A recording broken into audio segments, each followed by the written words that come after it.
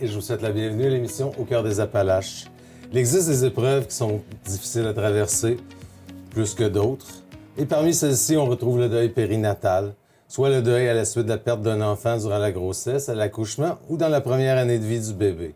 Pour en discuter, nous rencontrons aujourd'hui Mme Jessica Labbé, directrice générale et fondatrice de la Maison Le Périscope, qui offre des services de soutien et d'accompagnement aux familles touchées par ce type de deuil. Bonjour Jessica. Bonjour Guy. Ça va bien aujourd'hui? Très bien, vous aussi? Oui, ça va très bien, merci.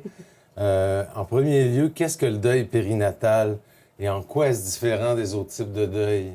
Le deuil périnatal est vraiment vaste, en fait. Le deuil périnatal va venir intégrer, comme vous l'avez mentionné un peu d'entrée de jeu, la perte d'un enfant, que ce soit pendant la grossesse, à l'accouchement, jusqu'à 1 an après la vie de l'enfant aussi. On va venir aussi intégrer dans le deuil périnatal les parents qui vivent l'infertilité, qui peuvent également avoir des services au niveau de la Maison Le Périscope. Et on va venir parler un petit peu plus tard aussi, on pourra reparler de la grossesse arc-en-ciel. Oui, ça m'a interpellé, ça aussi. Oui. Même si le terme a un aspect agréable, oui, la réalité est tout autre. La réalité est tout autre, oui. Donc, la réalité des familles qui vivent une grossesse arc-en-ciel, en fait, on parle de la grossesse arc-en-ciel quand c'est la grossesse suivant la perte d'un enfant. Donc, ça a des enjeux différents, étant donné qu'on a déjà perdu un enfant. Donc, il va y avoir un stress de plus qui va s'ajouter au lot de la grossesse qui, normalement, devrait être belle et légère et enrobante et aimante. Mais là, étant donné ce qui a déjà été vécu, c'est sûr que ça a une connotation différente. Oui, tout à fait. Les enjeux sont différents. Donc, on est encore là aussi lors de ces grossesses-là pour offrir des services. Là. Oui. Donc, on parle beaucoup de fausses couches, finalement. Oui. De mort-naissance, mort néonatale. Oui. Syndrome de la mort subite du nourrisson. Tout à fait. Interruption de grossesse aussi. Interruption de grossesse aussi, qu'elle soit volontaire, qu'elle soit médicale. Okay. Des fois, les parents prennent la décision par eux-mêmes pour plusieurs facteurs, en fait. Là. Ou deuil de la parentalité, même les gens qui découvrent, qui ne pourront pas avoir d'enfants. Tout à fait, Ça a des répercussions, ça a des répercussions quand même aussi sur le cours de leur vie de famille, en fait. Oui, sur le couple, finalement. Oui, tout à fait. Donc, on peut venir offrir des services aussi à ce niveau-là. Ouais. OK. Quels sont les impacts psychologiques et émotionnels les plus fréquents vécus par les personnes touchées par ce type de deuil? Bien, quand on parle du deuil périnatal, on vient souvent mentionner le caractère qui est tabou du deuil périnatal pour souvent la simple et bonne raison que les gens vivent quand même de la honte qui va être reliée à ça. Ils vont avoir de la culpabilité qui va être reliée à ça. Même si c'est pas leur faute du tout. Même si c'est pas leur faute du tout, même si c'est des causes médicales ou des causes qu'on ne saura pas. Tu sais, on vend, entre guillemets, on vend la maternité comme quelque chose qui se fait bien, qui est facile. La femme est faite pour enfanter, la femme est faite pour avoir des enfants. Ça devrait être simple, la machine devrait suivre son cours. Mais quand ça se produit pas comme ça, ben il y a de la culpabilité qui vient s'installer, là, entre autres. Là. Fait que ça apporte plus de stress là, aux familles. Puis ça peut même aller jusqu'à des dépressions là, qui vont s'en suivre là, à la suite d'un décès périnatal. Là. Oui. Mais écoute, c'est une épreuve difficile à traverser. On ne peut pas le nier, ça. Là. Ah non, on peut pas nier que c'est difficile. Là. Oui. Non, regarde, je souhaite pas à personne personnellement. Pensez-vous que le type de deuil-là est encore tabou dans notre société? Et oui. Si oui, pour quelles raisons? Oui, c'est ça. On a abordé un petit peu le sujet. Mais oui, c'est ça. Je pense que les gens n'osent pas en parler du caractère, en fait, de la facilité. Souvent, les gens vont s'en répondre « c'est pas grave, tu vas en avoir un autre. C'est pas grave, tu vas recommencer. Tu es encore jeune. Tout est correct. En fait, on veut pas avoir à être confronté des fois à ces questions-là, puis à ces réponses-là. Des fois, le système de santé n'est pas encore, comment je dirais ça, n'est pas encore peut-être tous au même niveau à ce niveau-là. Il y a des régions que c'est plus facile que d'autres, que l'approche va être plus humaine que d'autres. Ça fait en sorte peut-être que les familles là, ont de la difficulté à en parler. Ça va être vraiment comme par couche d'oignons qui vont venir être à l'aise d'en parler. Ils vont en parler aux personnes très près d'elles ensuite, mais après ça, ils vont être capables d'en parler à des gens plus dans leur entourage un petit peu plus éloignés, les amis un petit peu plus loin. Il va y avoir comme un processus qui va se faire là, au travers du processus de deuil. Là. Chaque cas doit être différent aussi, je veux dire, selon les personnes. Oui. fond, il y a du monde qui va avoir plus de difficultés à s'ouvrir à ça et d'en discuter avec les autres. Et au fond, ils vont tous garder ça en dedans. Et c'est là que ça peut devenir nocif, j'imagine. C'est là que ça peut devenir, oui, dangereux, effectivement. Mais c'est pas différent d'un autre type de deuil dans le sens que, c'est ça, on le fait tout à notre façon, puis on va passer les étapes toutes de la façon qui est notre façon à nous, en fait, qui est propre à nous. Il y a des journées que ça va super bien aller, que les gens vont être capables de faire un pas, puis il y a d'autres journées qui vont reculer de 3, puis ça va être correct aussi. Pourquoi c'est tabou, au fond? Ça devrait pas l'être à la base. Ça devrait pas l'être, parce qu'il y a quand même plusieurs familles qui vivent ça. C'est quand on se rend compte, qu'on se met à en parler, que là, ah, ben oui, une amie s'ouvre, puis elle a vécu la même chose, puis fait que ça devrait pas être tabou, parce que dans le fond, on n'est pas responsable de ce qui est arrivé. Là. Non, c'est malheureusement un phénomène naturel d'une certaine façon. Oui. Mais c'est sûr que c'est peut-être quelque chose qu'on est peut-être porté à vivre intérieurement, moins extériorisé d'une certaine façon. Y a-t-il une façon de changer les perceptions par rapport à ce type de deuil? Bien, je pense que c'est vraiment en faisant de la sensibilisation, puis en parlant de la mission de l'organisme, en parlant de l'organisme, en parlant du deuil périnatal. Tu sais, quand on vient parler des fausses couches, c'est 23 000 familles au Québec qui sont touchées par année. Okay. C'est un chiffre exorbitant, là. Oui. Puis, dans l'optique où ça, c'est les fausses couches qui sont répertoriées aussi. En plus. Tu sais, j'aborde rapidement de la façon que moi je l'ai vécu. C'est une fausse couche que j'ai faite à 10 semaines, mais je l'ai fait seule chez moi. Je suis pas allée consulter à l'hôpital. Fait que, tu sais, cette fausse couche-là n'est pas répertoriée nulle part. Fait que 23 000 familles qui le vivent, que c'est répertorié. C'est pas les chiffres réels. C'est pas les chiffres réels, en fait. Là. Non, c'est ça, exactement. Fait que ça arrive beaucoup plus fréquemment qu'on pense. Là. Quand on parle de tous les types de deuil confondus, mais on vient parler de 2 grossesses sur 3 qui se terminent en fausse couche ou en... Tu sais, c'est... 2 sur 3? 1 sur 3, pardon. Okay. Oui, excusez. Okay. 1 sur 3. J'ai dit 2 sur 3, hein, mais 1 sur 3, mais quand même, c'est ça. 1 sur 3, c'est quand même déjà assez... C'est le tiers des grossesses qui se soldera pas de la façon idéale. Wow. C'est beaucoup. Ça, je pense que c'est quelque chose qui est totalement ou que moi j'ignorais, qui doit être totalement ignoré de la population aussi. On ne se rend pas compte du tout que c'est comme ça. Là. Non, c'est ça. Fait que le caractère, comme on dit, c'est ça. Tabou est encore très, très, très présent. Puis, faut c'est d'en parler. Oui, d'en parler. Dénouer le tout. Dénouer le tout. On travaille aussi avec d'autres organismes en deuil périnatal pour aller aussi cogner aux portes des gouvernements puis dire de faire reconnaître plus la chose aussi parce que au moment où on se parle, bien, si on parle juste de la CNESST puis de la pas de la RAMQ, mais de la régie, de la rente qui va être donnée en fait quand les femmes accouchent d'un enfant, mais elle va être donnée juste à partir de 20 semaines. Les femmes présentement qui perdent un enfant avant le 20 semaines n'ont pas rien, n'ont pas... Il va y avoir quelques jours de congé qui va être offert par l'employeur, puis il n'y a rien pour les appuyer après ça. Il faudrait qu'ils aient travaillé après ça. Puis les papas, c'est encore pire. Les papas ont 2 jours, 3 jours de congé à leurs frais, puis après ça, c'est le retour au travail.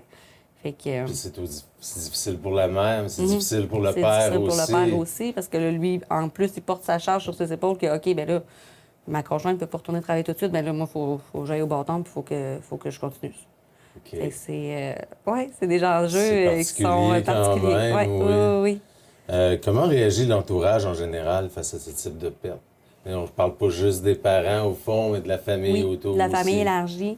J'ai souvent, en fait, des appels de la famille élargie qui m'appellent dire « Jessica, c'est arrivé à une bru, c'est arrivé à ma fille. » Puis ils ne savent pas par quel bord pogner ça. Ils ne savent pas trop comment réagir, quoi dire, quoi ne pas dire, comment les aider. Puis des parents qui sont confrontés à ce type de deuil-là n'auront pas nécessairement le réflexe non plus de nommer ce qu'ils ont besoin. Ils ne seront peut-être même pas capables d'identifier ce qu'ils ont vraiment besoin dans l'immédiat. Donc, c'est difficile aussi pour l'entourage. On peut, c'est ça, on est là aussi pour les orienter, les aider. Mais habituellement, l'entourage là, est quand même assez avenant. Là, parce que je pense qu'il y a un élément catastrophique quand même. Là. Oh, oui. Ça doit être souvent imprévu finalement. Oui. On ne sait pas comment réagir par rapport à ça. Non, c'est ça. Il y a la notion de choc, la notion de j'aime bien dire aussi la notion de chaos que ça installe, en fait, là, parce que c'est réellement ça là, qui arrive. Là. C'est pas quelque chose qui est prévu comme un décès d'un grand-parent, qu'on s'en attend parce qu'il y avait une maladie ou qu'il y avait quelque chose. Là. C'est quelque chose de subi, c'est quelque chose de, ouais, d'assez Qui vient chaotique. nous chercher profondément aussi. Oui, tout à fait. Quels sont les besoins immédiats des parents lorsqu'ils vivent un deuil périnatal? Ben, souvent, eux-mêmes ne le sauront pas, finalement. Oui, bien souvent, c'est C'est difficile ça. à établir, tu sais. Il va y avoir beaucoup, beaucoup de peine, naturellement. Des fois, ça va venir avec de la colère parce qu'il y a de l'incompréhension. Pourquoi nous autres? Pourquoi pas les autres? Pourquoi c'est nous qui fait partie de la statistique, au fin compte, là? Donc, les sentiments qui se contrechoquent un peu, là, vont venir bloquer un petit peu de l'énoncé puis l'énumération de leurs besoins. Fait qu'on est là pour les guider aussi. Mais souvent, l'entourage peut être avenant de voir s'il y a de la fratrie alentour, est-ce qu'ils ont besoin d'un petit répit? Est-ce que moi, je peux prendre le grand frère quelques jours ou pour leur offrir un petit répit aux parents pour faire une petite bulle? Est-ce qu'ils se nourrissent bien? Est-ce qu'ils dorment bien? C'est les besoins de base là, qu'on va venir... Le côté dépression possible aussi, exact. comme tu le mentionnais. Oui, c'est ça. Fait que on va s'assurer que les besoins de base sont bien comblés. Là. S'ils sont pas capables de se faire à manger, si ils ont accès ici, les parents, à un petit dépannage avec un partenaire pour de la nourriture, mais souvent, on va orienter la famille aussi dans ces eaux-là. Là, dire, préparez-leur des plats, allez leur porter ça. Fait qu'on va s'assurer là, en premier lieu de combler les besoins de base là, avec l'entourage et avec la famille. De leur donner finalement un peu de support Un peu de finalement dans support, cette épreuve. de réconfort. Oui, c'est ça. J'ose pas imaginer ce que ça doit être de toute façon, là, juste à y penser. Quelles peuvent être les conséquences chez les parents du deuil périnatal? On a parlé. Chacun peut prendre ça différemment aussi. Oui, tout à fait. Chacun va prendre ça différemment, mais tu sais, dans les symptômes les plus critiques, on va vraiment venir parler de dépression, qui va nous amener à une prise de médication. Les parents vont avoir de la difficulté à dormir, ils ne mangeront pas, il va y avoir de l'anxiété qui va être présente à des degrés différents d'un parent à l'autre, mais habituellement, il y a toujours une petite anxiété là, qui vient se relier à ça. Surtout quand on la voit surtout quand il y a de la fratrie. Là, les parents vont devenir très, très, très protecteurs avec le frère et sœur qui restent. Ouais.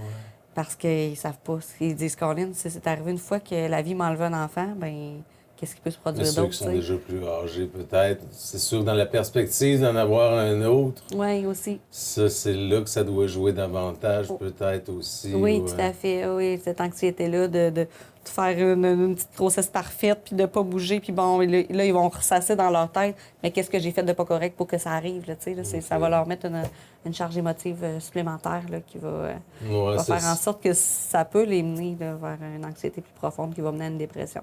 Mais voilà, on est là sûr, c'est le côté émotif qui est affecté beaucoup. Oui, beaucoup. Il y a des complications physiques qui peuvent venir se reproduire aussi, là, naturellement, quand il y a une fausse couche ou qu'il y a une interruption de grossesse ou le décès qui est arrivé vraiment à l'accouchement.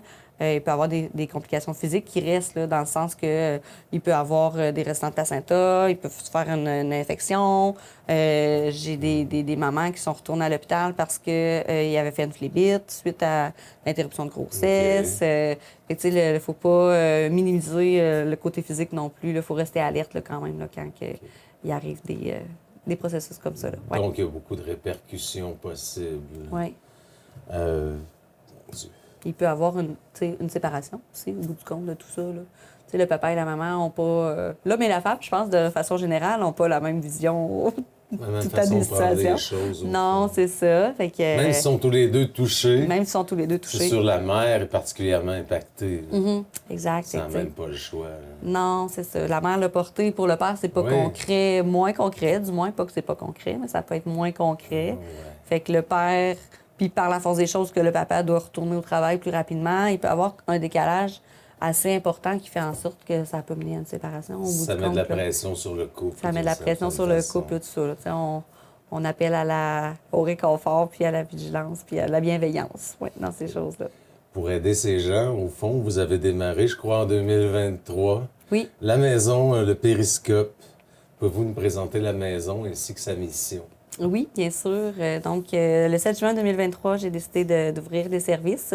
J'ai commencé par démarrer les services de façon privée. Pas longtemps après, on s'est rendu compte que de le faire au niveau privé, en fait, on voulait pas que les familles aient à assumer des charges pour avoir des rencontres individuelles. Rapidement, on a fait les démarches pour ouvrir un OBNL. On a eu nos lettres patentes là, de l'OBNL le 12 octobre, qui s'en sont suivies. Puis, c'est suivi par la suite la création d'un conseil d'administration aussi pour Maison Le Périscope. On offre des services, en fait, au niveau des rencontres individuelles. On va offrir des rencontres de couple. On va offrir aussi des rencontres avec la fratrie, les frères et sœurs. La famille élargie aussi peuvent recevoir les services.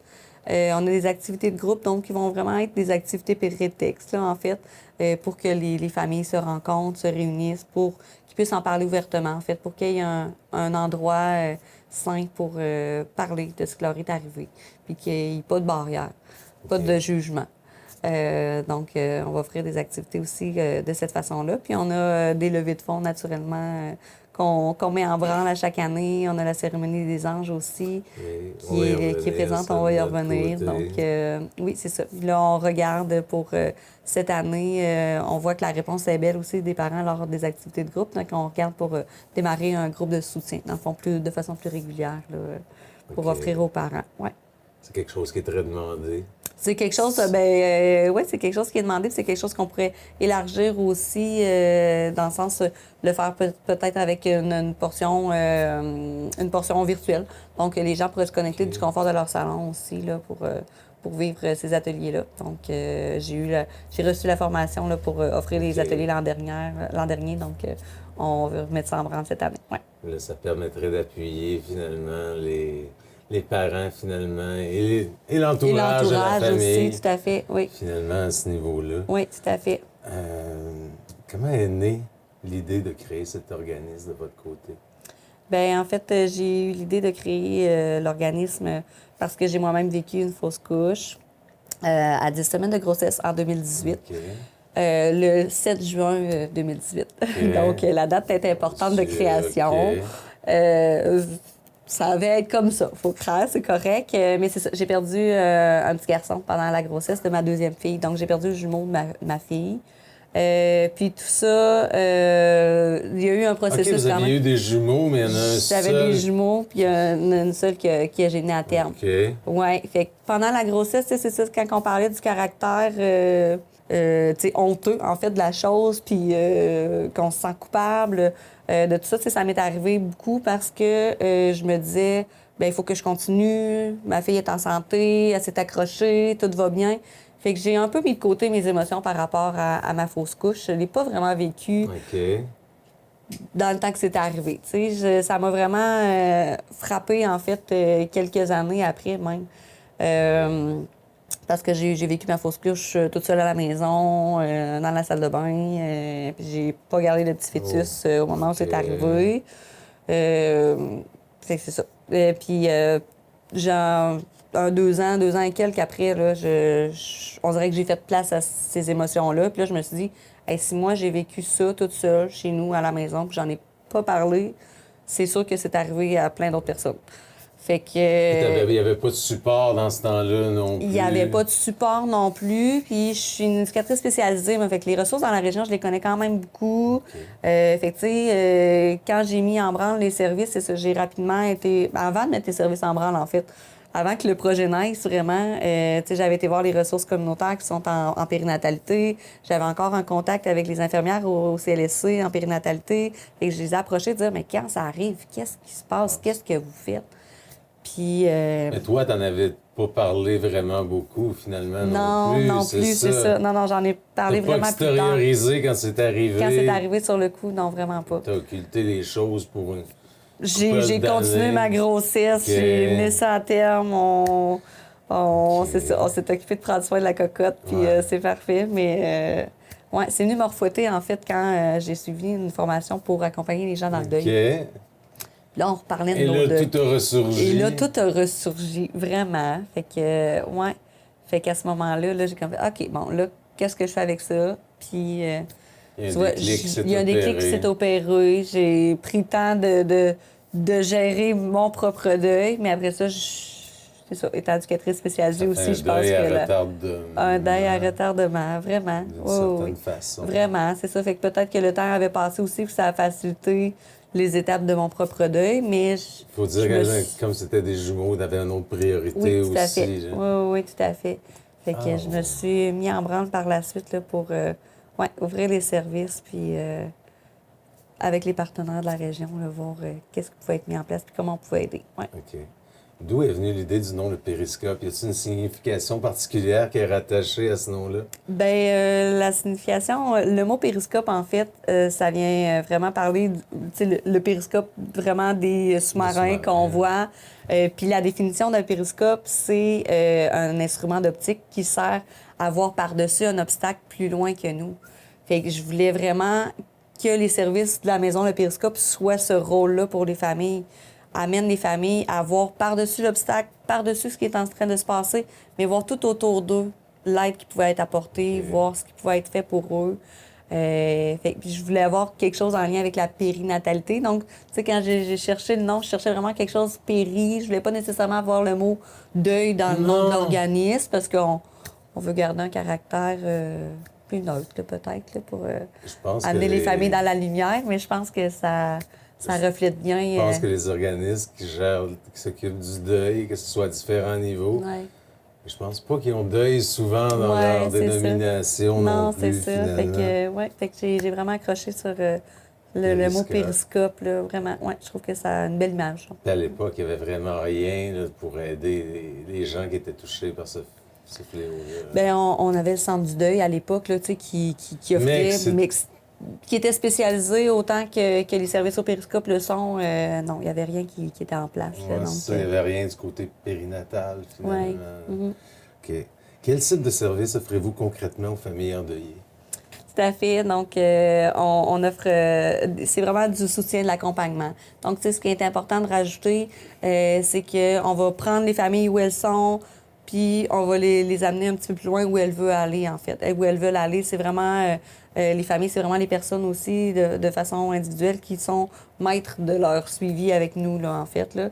On n'a pas non plus de règles écrites de dire ben, ça prend 13 rencontres pour aller mieux. Okay. C'est pas. C'est vraiment du cas individuel. C'est vraiment du cas par cas. C'est vraiment des services personnalisés pour chaque personne qui veulent avoir des services avec nous. Puis c'est ça, autant individuel, autant en groupe, autant en couple, que c'est disponible aussi. Là. Donc, oui, mais il faut vraiment que les parents se sentent à l'aise aussi, peu importe le temps que c'est arrivé dans leur grossesse, puis peu importe aussi combien ça fait de temps que c'est arrivé aussi. J'ai des parents qui viennent nous rencontrer, ça fait quelques semaines que c'est arrivé, on a eu la référence, par exemple, du CLSC ou de l'hôpital directement, mais j'ai des parents qui, un peu comme moi, disent hey, « ben moi, ça fait 4 ans que c'est arrivé, puis j'en ai jamais parlé. » Puis là, ça les fouette. T'sais, fait qu'il n'y a pas de bon moment pour le faire. C'est juste qu'il faut être prêt à faire la démarche. Puis, ça vient chercher parfois un retardement, oui, je dirais. Oui, tout à fait. Oui. Mais écoute, je pense que les émotions méritent d'être vécues, oui, quelles soient. Tout à fait. Même si c'est des choses pénibles comme ça. Oui. Parce que sinon, ça reste tu restes pris avec ça. On reste pris avec ça, c'est ça. T'sais, il va toujours avoir des idées qui vont ressasser dans la tête, qui vont repasser. Fait que ça fait en sorte que ça peut amener une certaine lourdeur au quotidien, là, des fois. Ouais. Je voyais aussi, c'est beaucoup de l'écoute quand même, je crois bien. Oui, oui, tout à fait. L'écoute, soutien, oui, on est beaucoup là, oui. Aider les frères, les sœurs, des ateliers de sensibilisation aussi. Oui, on a fait quelques activités de sensibilisation récemment. En fait, on a un beau partenariat chaque année. C'est la 2e année qu'on était là.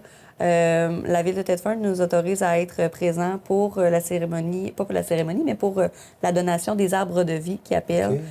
Donc, une naissance, un arbre. Fait qu'à chaque fois que les parents ont une naissance dans la famille, ils peuvent aller chercher un arbre au niveau de la Ville au mois de juin. Puis ça fait 2 ans que la Ville nous autorise, dans le fond, à être présents pour présenter nos services aux familles, mais pour aussi remettre un arbre aux familles qui ont perdu un enfant. Donc, la symbolique est super belle aussi, quand même. C'est quelque chose qui continue à vivre, oui, finalement. tout à fait, finalement. Fait que, fait que ça fait une belle présence. Fait que la Ville nous fait une fleur en pouvant faire une sensibilisation à ce niveau-là. On est présente aussi quand le Gamache et Nadeau font la cérémonie de l'arbre de vie pour, encore une fois, présenter nos services. Puis, en mai dernier, on a fait une activité de sensibilisation. On était présent au cinéma Pigalle pour présenter le documentaire de Marie-Josée Gauvin, J'ai perdu mon bébé. OK. Donc, il y a une quinzaine de familles là, qui étaient présentes là, pour pouvoir bénéficier de l'activité. Puis, des familles qui l'avaient vécu, puis des familles aussi qui ne l'avaient pas vécu. Fait que c'était vraiment intéressant de pouvoir justement les sensibiliser à ce niveau-là. Ouais. OK. Je voyais aussi, il y avait du prêt de livres, de l'accompagnement hospitalier aussi. Oui, en fait, c'est possible. On a quand même un beau partenariat, autant avec l'hôpital du côté du Centre Mère-Enfant, mais aussi on a entré un petit pied au niveau de l'urgence, au niveau des services d'urgence. Donc, c'est possible. Si la personne vit une interruption de grossesse ou si la personne vit une fausse couche, OK. les gens là-bas sont au courant, mais les familles aussi peuvent nous dire, hey, ben, j'ai une interruption de grossesse cette journée, j'aimerais ça être accompagnée par quelqu'un du périscope. J'aimerais ça avoir un accompagnement pour avoir une personne neutre aussi, parce que des fois, quand ces émotions-là nous frappent, nous arrivent, on ne retient pas tout le temps tout, puis on veut pas être toute seule, puis des fois, d'avoir maman, papa avec nous autres, ben on n'est pas à l'aise non plus. Fait que c'est quelque chose qui peut être possible au niveau de l'accompagnement comme ça, directement en centre hospitalier. Ouais. OK. L'équipe du périscope, c'est juste toi? Bien, l'équipe d'intervention, c'est juste moi présentement, OK. oui. Et tu couvres tous les rôles, au fond. Je dirais directrice générale, intervenante, intervenante, conciergerie, tout ça. OK, quand même. Tout ça. Tu tiens de tout sur tes épaules. Ben oui, mais j'ai quand même la chance d'avoir un conseil d'administration qui est composé de 7 membres aussi, qui est avec OK. moi. Beaucoup des membres, en très grande majorité, en fait, pratiquement tous, ont vécu une forme de deuil périnatal là, dans le passé. Ils sont Donc, déjà touchés, sont finalement, déjà touchés par la cause. Fait qu'ils sont déjà très impliqués. Fait que oui, mon conseil d'administration est là, puis il me supporte. OK. Est-ce qu'il y a oui. d'autres bénévoles qui gravitent autour de l'organisation? Oui, on a plusieurs bénévoles qui sont là, entre autres quand on fait des activités de sensibilisation ou la cérémonie des anges qui s'en vient. Oui, on doit avoir une quinzaine de bénévoles là, aussi là, qu'on peut compter parmi nous là, pour OK, qui nous appuient la supporter. mission, Oui, finalement. oui, tout à fait.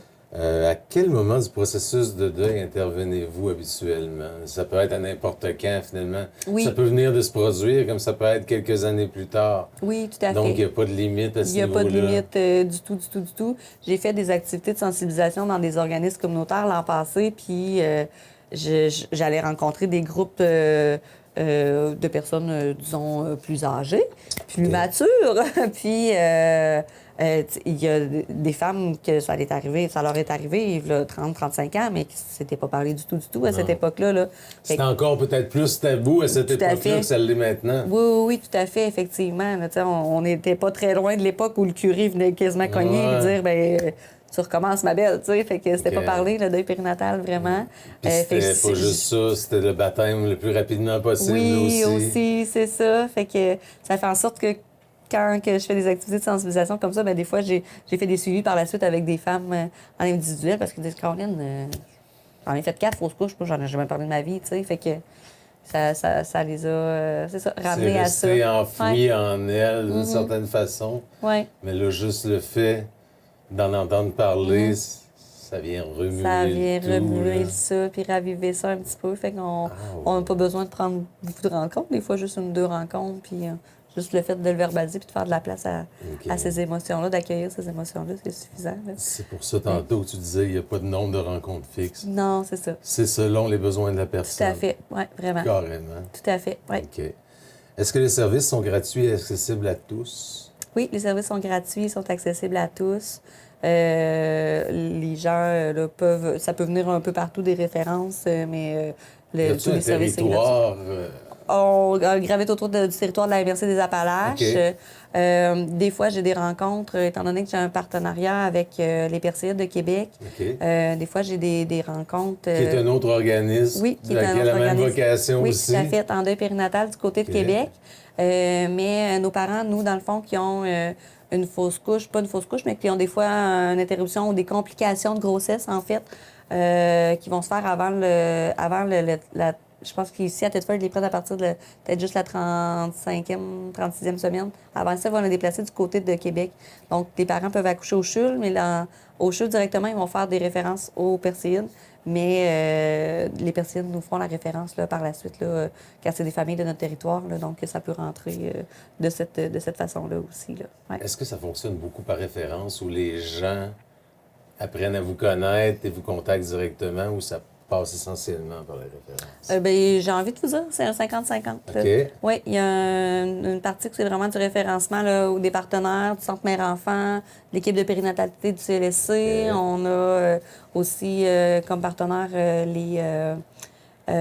les travailleurs sociaux qui sont du côté de la clinique Kingsville. Donc, des fois, OK. les docteurs vont faire des suites de grossesse. Ça va être arrivé aussi.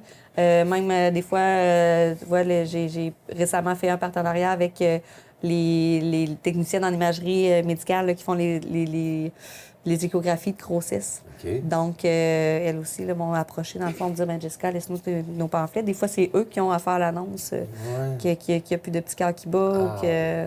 Donc, oui, il y a beaucoup... c'est ça, on a beaucoup de partenaires qui nous supportent. Donc, le référencement rentre en partie par là. Mais maintenant, avec le nouveau site Internet aussi, là, les gens nous connaissent un petit peu plus. Le bouche à oreille se fait, les réseaux sociaux aussi, naturellement. Donc, il y a une portion des gens qui vont dire, hey, ben des fois, souvent, les gens qui viennent pas des références des partenaires vont venir peut-être participer à une activité de groupe, vont venir voir, puis ça va être peut-être leur porte d'entrée là, pour après ça avoir un suivi plus personnalisé. Ouais. Combien de personnes vous pouvez aider par année? Et ça joue? C'est variable. La première année, on a fait beaucoup de rencontres, en fait, pour aussi parler des services, puis Ouais. tout ça. Faire connaître l'organisme. Faire connaître l'organisme. Fait que ça fait découler beaucoup de rencontres. On a fait près d'une centaine de rencontres la première année. L'an passé, on en a fait un petit peu moins. Là, ça tourne autour d'une quarantaine de rencontres. OK. Quarantaine de personnes différentes. Quarantaine de personnes, oui, c'est ça, qui ont bénéficié des services. Là. Mais, oui, quand même. Fait que on va continuer de Ça faire gagne à être connu, maturer ça. finalement. Oui, tout à fait. Oui. Au niveau de l'équipe de bénévoles et du conseil d'administration, comme vous le disiez, sont très impliqués. Oui, vraiment. Très impliqués, là. Sont touchés par la cause, comme vous le mentionniez. Là, donc, ils lèvent toujours la main, ils sont toujours partants. Il y a toujours un aspect de leur vécu qui ont été rejoints par ça d'une façon ou de l'autre. Oui, tout à fait. Comment accompagnez-vous les parents éprouvés, les frères et sœurs de l'enfant ou les autres membres de la famille? Mm-hmm. Bien, en fait, on va venir parler d'une première rencontre, souvent qu'on va appeler une rencontre de contact. Donc, les gens, dans une première rencontre, vont vraiment venir verbaliser des choses qu'ils n'osent pas verbaliser des fois avec leurs proches. Tu sais, des fois, on essaye de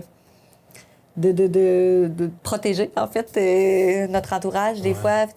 S'il y a des caractères qui est plus difficile au niveau de la portion physique ou ce qui est arrivé, ou eux, est-ce qu'ils ont pris l'enfant, pas l'enfant, des choses comme ça. T'sais. Fait que la première rencontre va vraiment être comme pour vider le sac, là, pour voir leur expérience qui est décevante, mais quand même. Donc, on va... Alors, comment ils se situent là-dedans? Oui, aussi. exactement. Comment ils se situent là-dedans. Donc, pour une première rencontre, là, ça va tourner aux alentours de ça. Par la suite, ben, je vais vraiment venir voir avec eux leurs besoins se situent à quel niveau.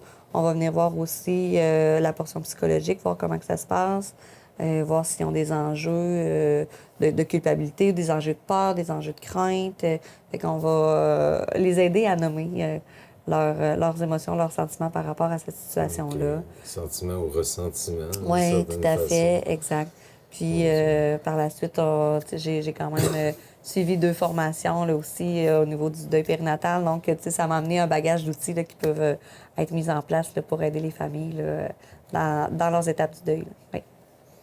Je suis encore un peu renversé. Sous le choc, hein? Oui, je suis encore un peu renversé et j'ose pas imaginer la charge émotive que ça doit être finalement. Votre expérience personnelle avec le deuil périnatal, au fond, ça a été quand même si ça s'est fait à retardement, j'imagine une fois, c'est comme une explosion qui se produit d'un coup. Oh, on bien, se retrouve, OK, j'ai vécu ça et je l'ai occulté d'une certaine façon. Et là, ça frappe autant quand même, j'imagine. je sais pas comment je l'aurais vécu. Tu sais, je peux pas dire que ça frappe autant, mais je peux dire que ça a fouetté plusieurs semaines. Ouais, ça a fouetté plusieurs semaines. Là. Ça déstabilise. Ça déstabilise d'une certaine façon.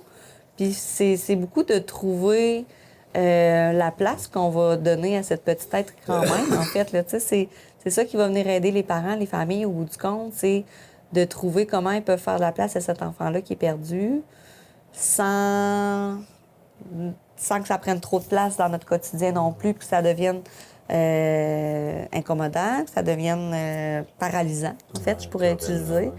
Tu sais, fait que c'est surtout ça, tu sais, la façon que j'ai trouvé de la place à faire à mon petit Émile, moi, ben c'est en grande partie parce que je suis en train de faire avec les services du périscope. C'est sa façon de le sentir en vie, en fait, parce que si j'avais pas vécu ça, ben jamais tout ça serait né, en fait.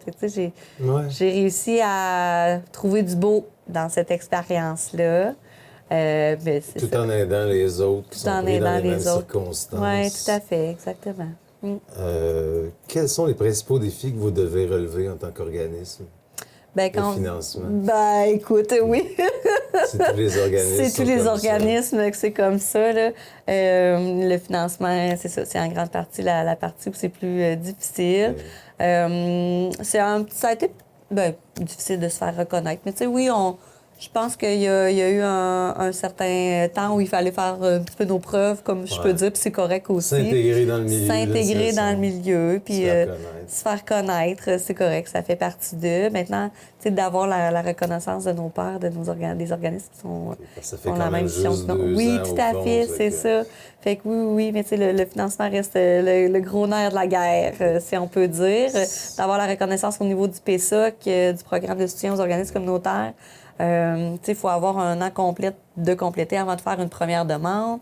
Donc, là, on a pu déposer notre première demande cette année parce que pour eux, c'était pas le 7 juin qui est important. Pour eux, c'était l'Assemblée de constitution qui a été faite au mois de janvier. Okay. Donc, on avait un an de fait en janvier 2025. On a pu présenter notre demande. On est en attente de la réponse naturellement. Si la réponse est positive, il faut attendre encore un an pour avoir du financement pour notre mission globale.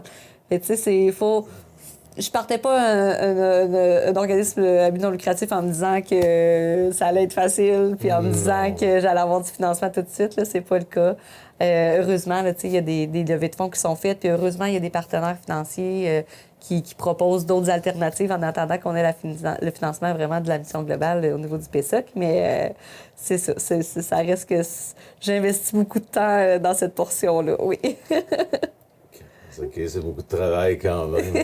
Y a-t-il un moment marquant ou un geste particulier qui vous a profondément touché, que ce soit d'un parent ou des choses comme ça?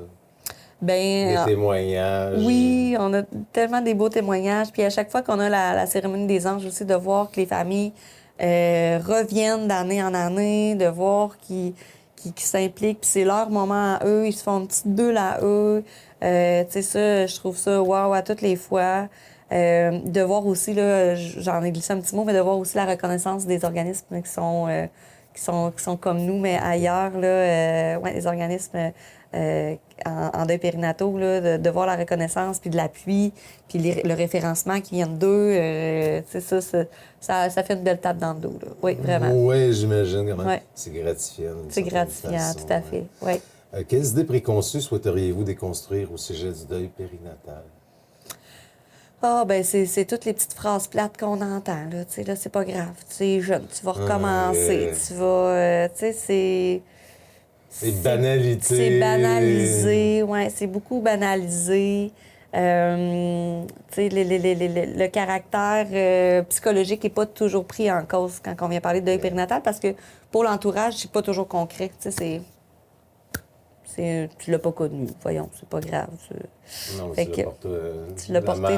La mère l'a porté, puis c'est gêne à elle. Le père a espéré souvent. Oui. Tu sais, on a des couples que cet enfant-là, ben c'était peut-être leur seul essai qu'ils ont eu suite à un processus de fertilité. Tu sais, fait que c'est facile de juger, disons. Là, fait que c'est toute...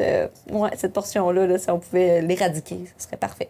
Est-ce qu'il y a d'autres partenaires aussi pour vous accompagner dans votre mission? On parlait de campagne de financement tantôt. Y a-t-il d'autres organismes qui vous donnent un coup de main? Oui, bien, j'ai nommé surtout les organismes gouvernementaux, mais on a l'organisme aussi Accompagnement Alex et Alex qui nous donnent un bon coup de pouce, qui sont là avec nous. Et qui eux font exactement? Alex et Alex, en fait, vont venir faire autant de l'accompagnement dans des suivis de grossesse. Ils vont avoir des activités aussi reliées à ça. Puis, il y a toute la volet aussi du deuil avec Alexandre. Donc, Alexandre, lui, va être présent, dans le fond, pour les cérémonies, animer des cérémonies, des choses comme ça. Fait que c'est un partenaire qu'on peut référer, nous aussi, de notre côté, mais aussi nous réfère. Puis quand on fait des activités de sensibilisation, ils sont toujours présents avec nous. Là, donc, c'est super apprécié. Il y a l'organisme Au Monde aussi, là, qui est aussi en deuil périnatal, qui vont avoir des activités pour les mamans. Donc, eux aussi, là, souvent, vont nous appuyer là, dans nos activités. Donc, oui, vraiment intéressant d'avoir tous ces beaux partenaires-là. Quand on vient parler de partenaires financiers, bien, on a eu Desjardins qui ont eu un beau coup de cœur pour un de nos projets. Promutuel aussi a donné des sous. Le Rotary, deux projets qui ont appuyé. Le Club Rotary avec de par la campagne du Rotacram, tout à fait. Plus récemment aussi, on a le Walmart là, qui a offert $1 000.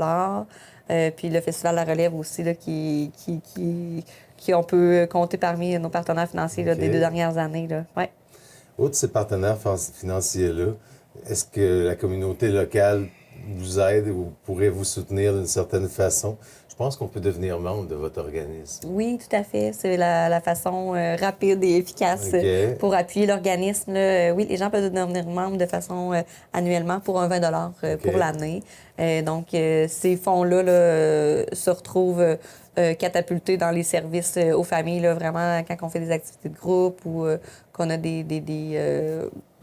c'est ça, surtout des activités de groupe. En fait, là, on va offrir, dans le fond, les activités gratuitement aux membres au lieu de leur faire payer une partie. Donc, ces fonds-là vont servir directement aux familles. Ouais. Fait que tout, finalement, je veux dire, il n'y a jamais de frais d'exiger pour vos services, quoi que ce soit, même dans les activités de groupe, comme vous le disiez. Oui. OK. Est-ce qu'il y a des projets futurs du côté de la maison de Périscope? Oui, bien, projet futur, j'en ai glissé un petit mot tantôt. On souhaite démarrer un groupe de soutien, donc dans la prochaine année. C'est certain que d'aller envoyer plus de visibilité aussi, d'étendre notre territoire va nous aider aussi à aller chercher l'appui de plus de gens. On aimerait aller rejoindre la région plus un petit peu d'Israëli, un petit peu du Breton, donc les extrémités de la MRC, probablement par la maison de la famille à Disraeli. C'est une étape qu'on souhaite enclencher avec eux, là, peut-être un petit partenariat pour être plus présente aussi. Ils nous ont offert aussi la possibilité d'aller faire des activités là-bas, présenter aux familles. Donc, si on peut faire la même chose aussi du côté du Breton, mais ça va étendre et notre membership et notre visibilité. Donc, ça va être gagnant-gagnant. Ça va vous permettre d'aider plus de gens aussi à ce moment-là. Oui. Vous faites partie des finalistes du Gala Zénith cette année. Qu'est-ce que ça représente pour vous? Eh bien, c'est vraiment un gros wow. Pour vrai, là, comme vous l'avez mentionné, Guy, ça fait seulement 2 ans qu'on est là. Fait que de réaliser ça après 2 ans seulement, je suis vraiment contente là, qu'on soit en nomination dans 2 catégories en plus. Donc, on est en nomination du côté des services publics parapublics et du niveau des entreprises start-up. Donc, voilà, on sera présent le 16 octobre prochain. Nous sommes présents, nous aussi. J'espère vous revoir à ce moment-là. Parce que je vais interviewer probablement tous les récipiendaires. Super, avec plaisir. On va envoyer ça dans l'univers.